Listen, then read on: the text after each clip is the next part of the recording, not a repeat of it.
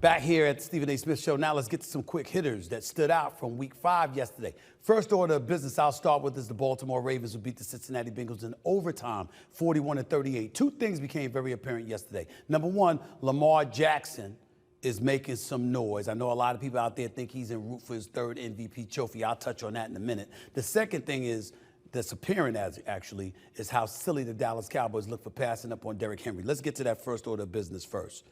For those of you who think that Lamar Jackson is en route to his third league MVP, pump the brakes. Pump the brakes.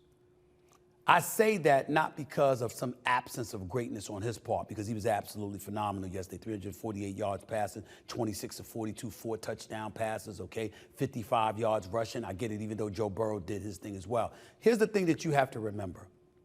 When we look at the success of the Baltimore Ravens, obviously their defense is leaving a lot to be desired for the most part this season thus far.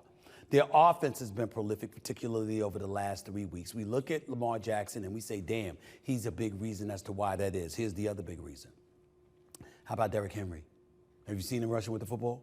He ran for 151 yards against Dallas. Ran it for 199 yards a week later. Had a 51-yard scamper in overtime to set up the game-winning field goal for them yesterday. The brother is spectacular. He's a big boy. He's a man amongst boys at the running back spot, and we know what he brings to the table. That's going to be the reason why it's going to be hard for you to give Lamar Jackson the MVP. If Lamar Jackson was flinging that football to a wide receiver a la Tyreek Hill or somebody, and he was catching for 1,800 to 2,000 yards receiving, well, somebody threw him the football so you could give the MVP to Lamar Jackson. But when you handing the ball off to Derrick Henry and this brother is running roughshod over the competition, and guess what? All of a sudden that changes things because you're handing him the football. So that's going to dilute some of the prowess and the impact that you have towards capturing league MVP honors yet again. That's my position. But as it pertains to Derrick Henry and the Dallas Cowboys, how silly do you look right now if you're the Dallas Cowboys for passing up on Derrick Henry? Let's think about that for a second here. We're talking about a situation involving Derrick Henry where you're the Dallas Cowboys and you have no running game. Over the last 2 weeks, even though you stopped the run, it was against the Giants and the Steelers. That don't count. Not much anyway.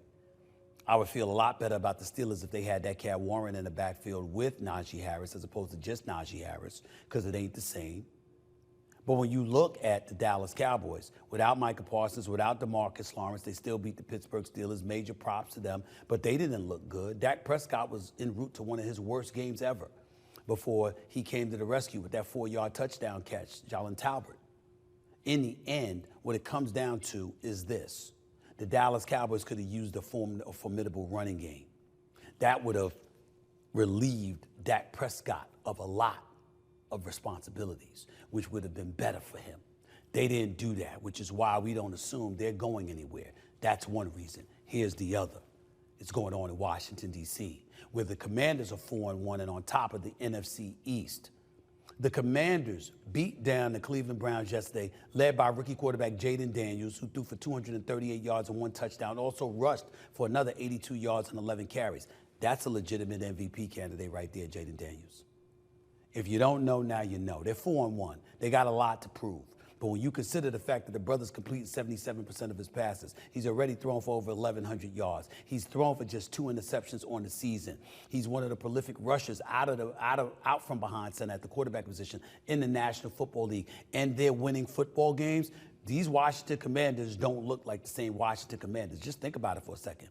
There's no longer Daniel Snyder. They got new ownership with Josh Harris and Magic Johnson and their group. Okay, you got a new head coach in Quinn. All right, you got a new offensive coordinator, Cliff Kingsbury. You got a star new quarterback in Jayden Daniels, who's reminding you of RG3, except he appears to know how to slide and not take on vicious hits like he was doing at LSU. So all of those things spell good times in the nation's capital. We're not accustomed to saying that about the nation's capital, but we got to change our thinking when we're watching this brother produce. I can tell you that much. Now let me move on to Pittsburgh, where the Steelers lost to the Cowboys last night, 20-17, like I told you earlier, on Dak Prescott's game-winning touchdown throw in the final seconds. Quarterback Justin Fields didn't play particularly well, throwing for just 131 yards, had a total QB rating of just 35.5. Having said all of that, though, I still believe there's no problem with him remaining the starting quarterback for the Pittsburgh Steelers. Here's why. Because he's not their problem. Where's your running game? It's virtually non-existent. As a receiving group, you have a grand total of 1 touchdown, which is tied for worst in the National Football League. You clearly need another receiver to go alongside George Pickens. Freiermuth and Pickens ain't enough for you. Van Jefferson ain't going to be enough for you, along with whoever else the hell else you have at the wideout spot. The Pittsburgh Steelers need to go out and either get Deontay Johnson back, get a guy like Devontae Adams, or somebody else. They need help. They need help at the wide receiver spot. You need somebody that's going to get open. And this cat Pickens, who I like because he's a stud, you can't have some eye black under your eyes saying always effing open. You can't do that. And then you don't catch the ball. You had 2 receptions for about 4 yards last night until that 22-yard reception you caught in the 4th quarter. That's it.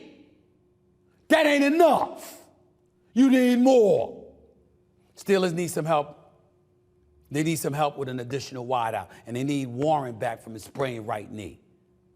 When that happens, if your quarterback still looks the same, then come talk to me. Outside of that, whether you keep Justin Fields in the lineup or you replace him with Russell Wilson, I don't expect much from the quarterback position if receivers can't get open. It's really that simple.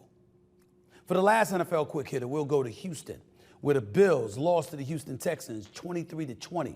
The Bills had the ball deep in their end zone with less than a minute on the clock and threw 3 consecutive passes, failing to kill time off the clock. The Texans got the ball back and eventually kicked the game-winning 59-yard field goal to win it. Shawn McDermott looks horrible here. Simple. You're the coach of the Buffalo Bills. The clock is on your side. You've got the ball at your own 5-yard line. You know you need time clicking off the clock. And you throw the football all 3 times. There's no Stephon Diggs there anymore. There's no Gabe Davis there anymore. You got Coleman and others. But you don't have all your weapons. And you still put it in Josh Allen's hands to throw the football on 3 consecutive possessions. That is as bad as it gets. The only credit Shawn McDermott deserves is for acknowledging it and manning up to his mistakes. I don't know what he's thinking of, but I know Bills Mafia and the rest of the fans in Buffalo have grown tired of this man. They are not happy with what they're seeing from him. They are not happy. So somehow, some way, he's not the kind of coach that's going to get fired during the season. But if things keep on this course, don't be surprised if there's a change in Buffalo. You can't waste away the great years of Josh Allen. Can't do it. Can't do it.